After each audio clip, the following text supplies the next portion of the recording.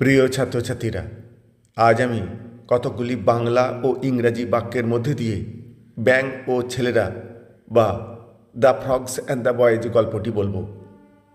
কতকগুলি বালক পুকুরের ধারে খেলছিল। Some boys were playing near a pond. তারা আনন্দ করে পাথর ছুঁড়ছিল জলে।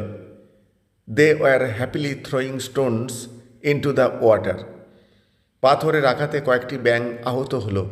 সাম frogs got hurt by the stones. এক বুড়ো ব্যাঙ জল থেকে উঠল।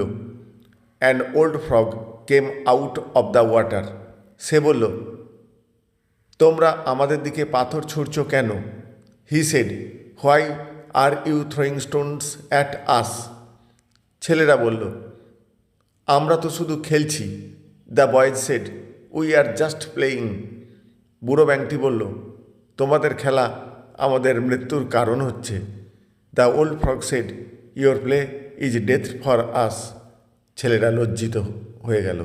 The boys felt ashamed. তারা আর পাথর ছুঁড়ল না। They stopped throwing stones. ব্যাঙেরা রক্ষা পেল এবং ছেলেরা একটি শিক্ষা পেল। The frogs war safe and the boys learned a lesson. Thank you all.